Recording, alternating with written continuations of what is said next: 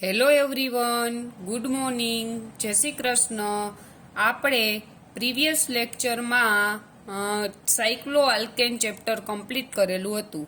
Now in this video lecture we will study chapter number 3, chemistry of element of 3D series. તો આપણે જે periodic ટેબલમાં 3D series છે તેના વિશે સ્ટડી કરવાનું છે. તો ડી બ્લોક એલિમેન્ટ, આ 3D સિરીઝ એટલે કે ડી સિરીઝ. તો D block element middle portion of periodic table, એટલે કે પિરિયોડિક ટેબલમાં ડી બ્લોક એલિમેન્ટ છે એ મિડલ પોર્શનમાં આવેલો છે. ઇટ મીન્સ એસ અને પી બ્લોકની વચ્ચે છે એ ડી બ્લોક આવેલો છે. ગ્રુપ 3 to 12 માં 3D સિરીઝ છે તેનો સમાવેશ થાય છે. Last electron enter into the D orbital, એટલે કે તેમાં લાસ્ટ જે ઇલેક્ટ્રોન હોય તે ડી ઓર્બિટલમાં ભરાય છે. તો ફર્સ્ટ પોઈન્ટમાં તમને એમ કીધું કે ભાઈ ડી બ્લોક એલિમેન્ટ છે એ પિરિયોડિક ટેબલમાં એસ અને પી ની બંનેની વચ્ચે આવેલો છે. તેમાં છેલ્લો ઇલેક્ટ્રોન છે એ ડી ઓર્બિટલમાં ભરાય છે, એટલે એને ડી સિરીઝ કહેવાય છે. અને તે ગ્રુપ નંબર 3 થી 12 માં તેનો સમાવેશ થાય છે. બરોબર. સેકન્ડ પોઈન્ટ જોઈએ. Their generally characteristic property are intermediate between S block element on one hand and P block element on the other hand. એટલે કે જે એની કેરેક્ટરિસ્ટિક હશે એસ અને પી છે એની વચ્ચે આવે છે, એટલે કે એની કેરેક્ટરિસ્ટિક હશે ઈ એસ જેવી પણ હશે અને પી જેવી પણ હશે. બરોબર. We can say that block element, the charge of transition from more electron positive S element and to negative P element.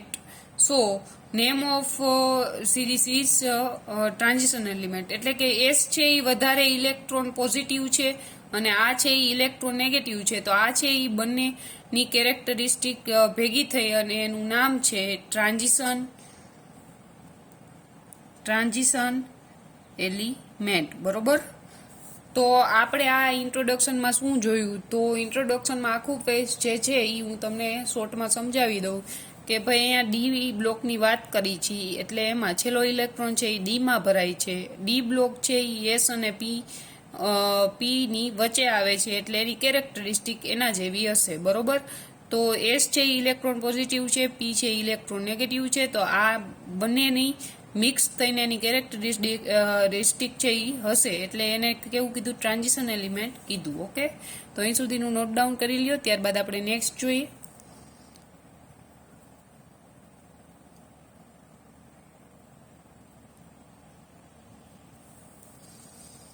Okay. ત્યારબાદ આપણે next electronic configuration for transition element. Transition એલિમેન્ટની ઇલેક્ટ્રોનિક કન્ફિગ્યુરેશન શું છે? તો કે n-1 3D 1 to 10 NS 0 1 અને 2. બરોબર. All the transition element is metallic characteristic, good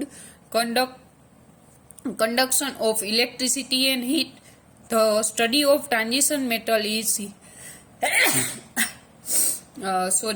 the study of transition metal is important because gold, silver, platinum include transition metal and industrial very useful the metal like zinc, copper, iron, nickel, palladium and chromium etc are transition element. એટલે એને શું કીધું? તો કે પહેલા પોઈન્ટમાં તમને એમ કીધું કે એની ઇલેક્ટ્રોનિક કન્ફિગ્યુરેશન આ છે. બરોબર.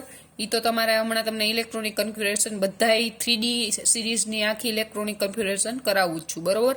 પછી એને શું કીધું કે ભાઈ એની ટ્રાન્ઝિશન એલિમેન્ટ છે એનું મેટાલિક કેરેક્ટર હોય અને એનું જે કન્ડક્ટન્સ હોય, એની ઇલેક્ટ્રિસિટી ને હીટ છે એ કેવી હોય? તો કે ગુડ હોય. આપણે શું કામ ટ્રાન્ઝિશન મેટલ ભણવી જોઈએ? કારણ કે ગોલ્ડ, સિલ્વર, પ્લેટિનિયમ એ ટ્રાન્ઝિશન મેટલમાં થાય છે, તો એનું જાણવું પણ જરૂરી છે. અને ઇન્ડસ્ટ્રીયલમાં જે મેટલ યુઝ થાય છે એનો પણ સમાવેશ ટ્રાન્ઝિશન એલિમેન્ટમાં થાય છે. બરોબર. ઇન્ડસ્ટ્રીયલમાં જ્યાં જે તે આ ટ્રાન્ઝિશન મેટલ છે એ વપરાતી હોય તો ઈ પણ જાણવા માટે આપણે ટ્રાન્ઝિશન મેટલ છે એનો સ્ટડી કરવું જરૂરી છે. તો અહીં સુધીનું ઇન્ટ્રોડક્શન છે એ તમે નોટ ડાઉન કરી લ્યો. ત્યારબાદ આપણે નેક્સ્ટ જોઈએ.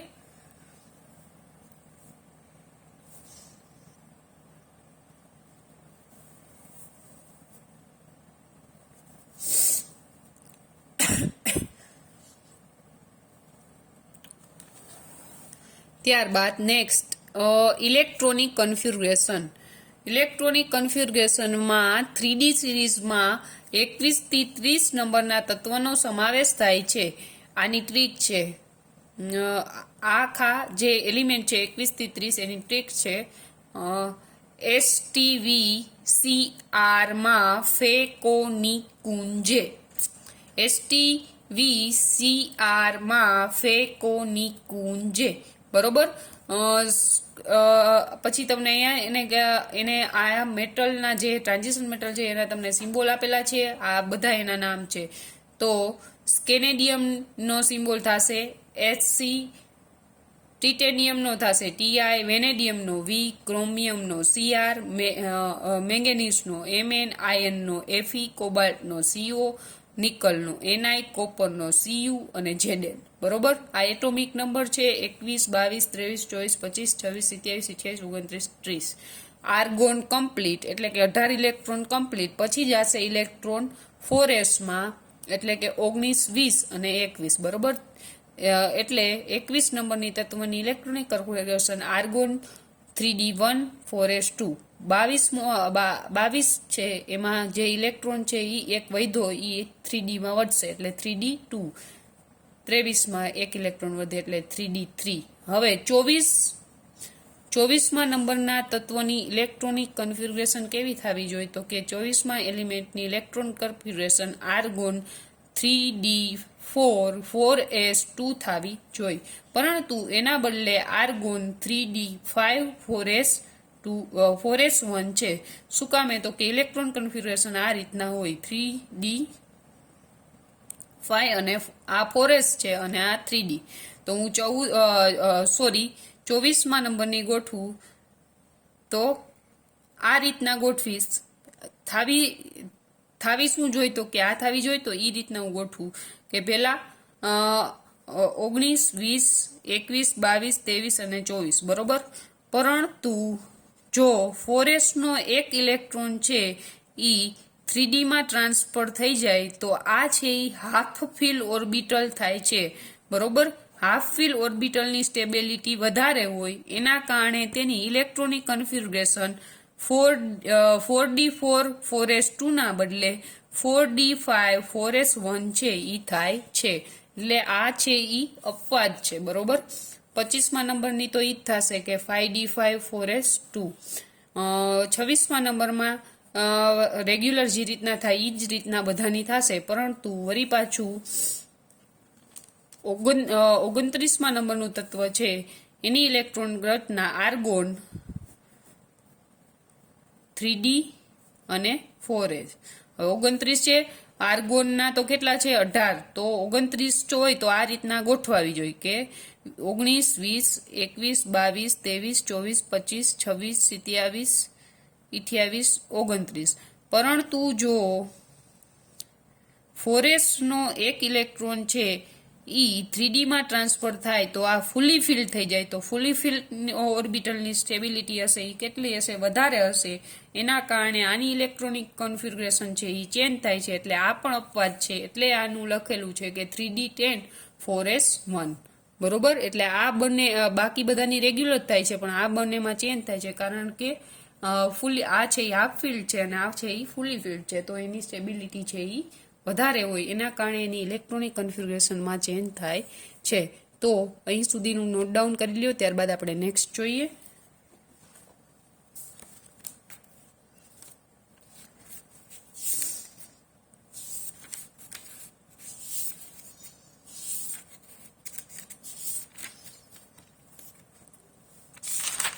ઓકે.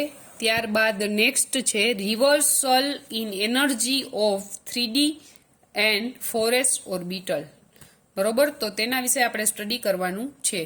તો ફર્સ્ટ પોઈન્ટ 4 હાઇડ્રોજન એટલે કે H1 2 આર્ગોન એટલે કે પહેલા નંબરનું તત્વથી લઈને 18મા નંબરના તત્વમાં electron have tendency to occupied 1s 2s 2p 3s 3p orbital in sequence પર લોઅર એનર્જી રૂલ, એટલે કે જેની એનર્જી ઓછી હોય એમાં પહેલા ઇલેક્ટ્રોન છે એ દાખલ થશે અને પછી છે એ વધારે એનર્જી વાળી ઓર્બિટલમાં દાખલ થશે. એ નિયમ ઉપર ઇલેક્ટ્રોનની ગોઠવણી થાય છે.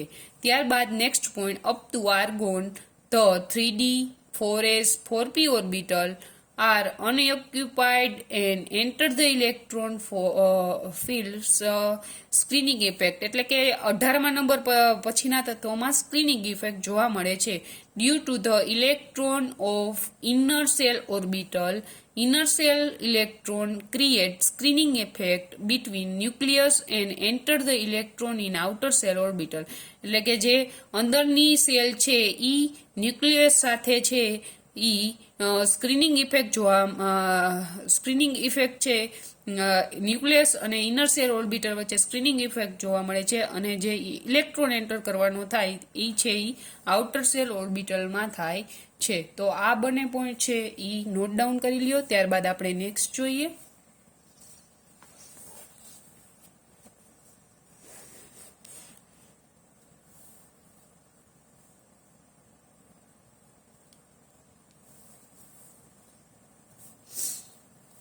ઓકે, ત્યારબાદ આપણે સ્ક્રીનિંગ ઇફેક્ટ છે એ શું છે એ જોઈએ.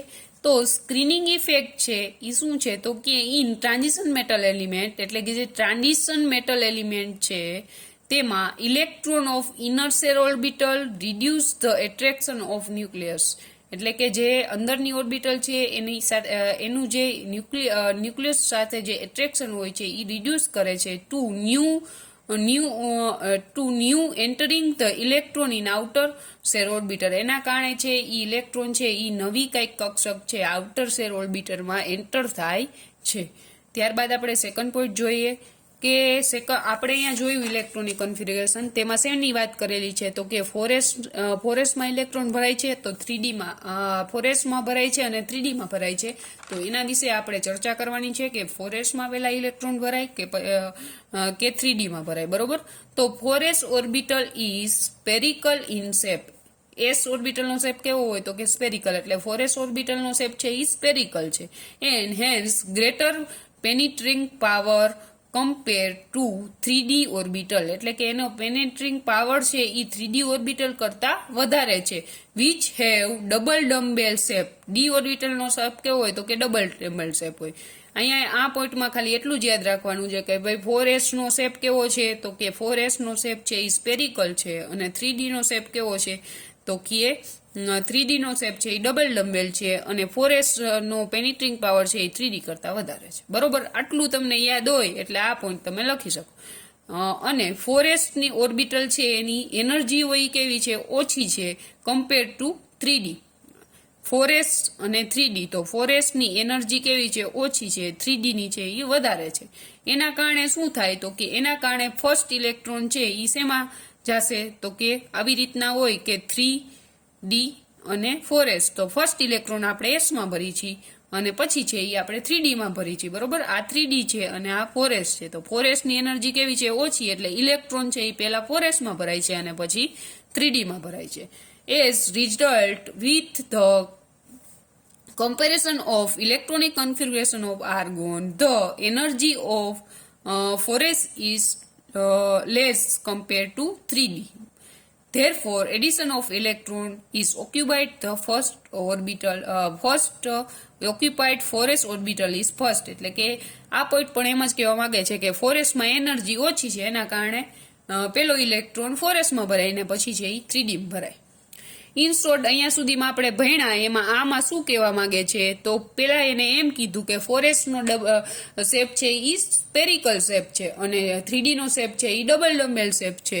4s છે એનો પેનેટ્રિંગ પાવર છે એ 3D કરતા વધારે છે અને 4s ની એનર્જી છે એ 3D કરતા ઓછી છે એના કારણે 4s માં ઇલેક્ટ્રોન પેલા ભરાય છે અને પછી છે એ 3D માં ભરાય છે, બરોબર. તો અહીં સુધીનું નોટ ડાઉન કરી લ્યો. ત્યારબાદ આપણે નેક્સ્ટ જોઈએ.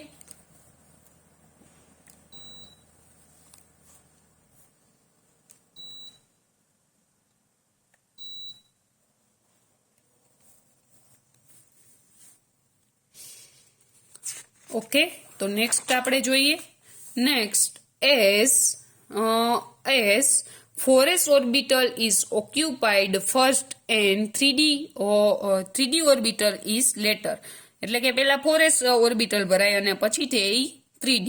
We may accept that 4s orbital is more stable than 3d.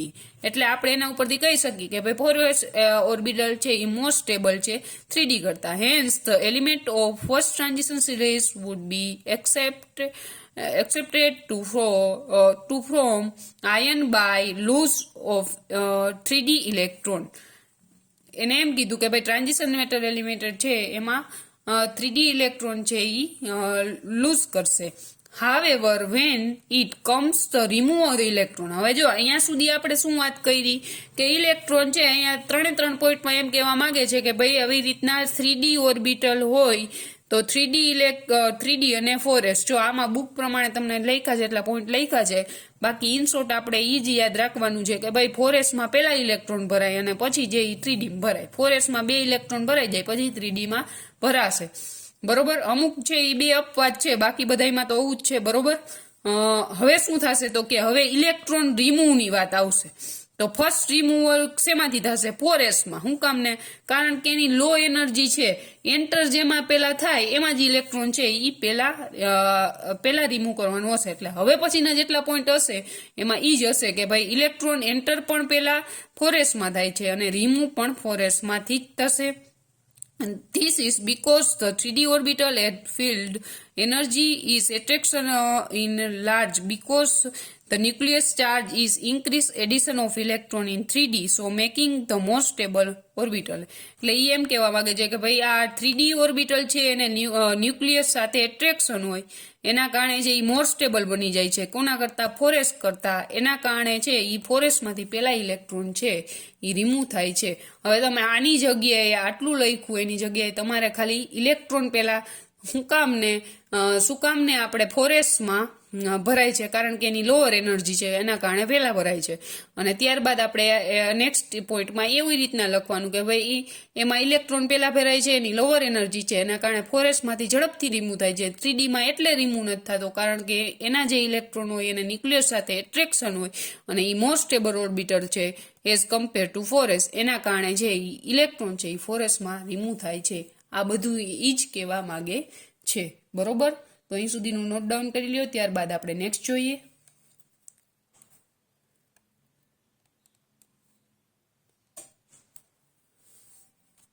Okay, તો ત્યારબાદ નેક્સ્ટ છે but 3d orbital is occupied by the electron there's repulse as the electron is higher energy level as the result of attraction of nucleus to 4s electron is decreased compared to 3d electron and the electron to 4s orbital is easily removed than 3d. એટલે આમાં એમ કીધું છે કે ભાઈ 3d અને 4s electron છે તો 4s electron છે 4s ઓર્બિટલ છે એની કમ્પેરિઝનમાં આમાંથી ઇલેક્ટ્રોન જે નીકળવું હોય એ ઝડપથી નીકળશે કારણ કે 3d ઓર્બિટલ છે એનું ન્યુક્લિયસ સાથે એટ્રેક્શન છે. એટ્રેક્શનના કારણે એ ઝડપથી છે એ ઇલેક્ટ્રોનને રિમૂવ કરી શકતું નથી. આમાંથી ઇલેક્ટ્રોનને રિમૂવ કરવું હોય તો વાર લાગશે કારણ કે એને ન્યુક્લિયસ સાથે એટ્રેક્શન છે એટલે ઇઝીલી આપણે રિમૂવ છે એ કરી શકતા નથી. 4s orbital are easily remove then 3d orbital. એટલે કે 3d ઓર્બિટલ કરતા 4s માંથી આપણે ઇલેક્ટ્રોન છે એ ઝડપથી રિમૂવ કરી શકીએ. Therefore, when transition metal form ion, the loss of electron is initially 4s orbital and orbital then 3d orbital. એટલે આ પોઈન્ટમાં એમ કે છે કોઈ પણ મેટલ છે એમાંથી મેટલમાંથી એક ઇલેક્ટ્રોન રિમૂવ કરીને આપણે મેટલ પ્લસ આયન બનાવવું છે. બરોબર, ટ્રાન્ઝિશન મેટલમાંથી આપણે ટ્રાન્ઝિશન મેટલનો આયન બનાવવો છે તો ઇલેક્ટ્રોન છે એ રિમૂવ કરવું પડશે. તો ઈ ઇલેક્ટ્રોન જે રિમૂવ થાય એ શેમાંથી થશે? 4s માંથી થાય છે. ઇન શોર્ટ આખી થિયરીમાં તમને કઈ રીતના કર્યું, કઈ રીતના પોઈન્ટ યાદ રાખવા એ તમને કહી દઉં. તો 1 થી 18 ના તત્વોમાં સામાન્ય રીતે જે ફર્સ્ટ પોઈન્ટમાં હતું કે ભાઈ 1 થી 18 ના તત્વોમાં લોઅર એનર્જીના રોલ ઉપરથી એન્ટર થાય, પરંતુ 18 પછીનામાં સ્ક્રીનિંગ ઇફેક્ટ જોવા મળે. પછી સ્ક્રીનિંગ જે સ્ક્રીનિંગ ઇફેક્ટ છે એની સ્ક્રીનિંગ ઇફેક્ટની આપણે ડેફિનેશન જોઈ હતી. ત્યારબાદ આપણે ટ્રાન્ઝિશન મેટલ માટેની વાત કરી, એટલે 3D અને 4S માં ઇલેક્ટ્રોન કઈ રીતના ભરાય એની વાત કરવાની. પછી કહેવાનું કે ભાઈ પેલા આપણે એમ કહેવાનું આ બંનેમાં 4S નો પેનેટ્રિંગ પાવર વધારે હશે 3D કરતા, અને બંનેના શેપની ચર્ચા કરવાની. ત્યારબાદ કહેવાનું કે ભાઈ 4S માં પેલા ઇલેક્ટ્રોન ભરાય કારણ કે એની લોઅર એનર્જી હોય 3D કરતા. પછી આપણે એવું કહેવાનું કે હવે ઇલેક્ટ્રોન છે એ આપણે રિમૂવ કરવું છે, તો એ પણ આપણે પેલા 4S માંથી જ ઇલેક્ટ્રોન રિમૂવ કરશે, કારણ કે 3D ના ઇલેક્ટ્રોન છે એને ન્યુક્લિયર સાથે એટ્રેક્શન છે, એના કારણે 4S માંથી ઇલેક્ટ્રોન છે એ પેલા રિમૂવ કરશું. અને પછી મેટલમાંથી મેટલ પ્લસનો આયન બનાવવો હોય ત્યારે પણ આપણે 4S માંથી મેટલમાંથી મેટલનો આયન બનાવ્યો ત્યારે ઇલેક્ટ્રોન રિમૂવ કરવો હોય એ પણ શેમાંથી, તો કે 4S માંથી પેલા કાઢવાનો થશે. બરોબર. તો આ હતી reversal in energy of 3D and 4S orbital. બરોબર. આ રીતના પોઈન્ટ યાદ રાખજો એટલે તમે આખો ક્વેશ્ચન છે ઇઝીલી લખી શકશો.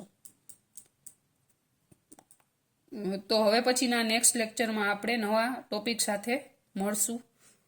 Thank you.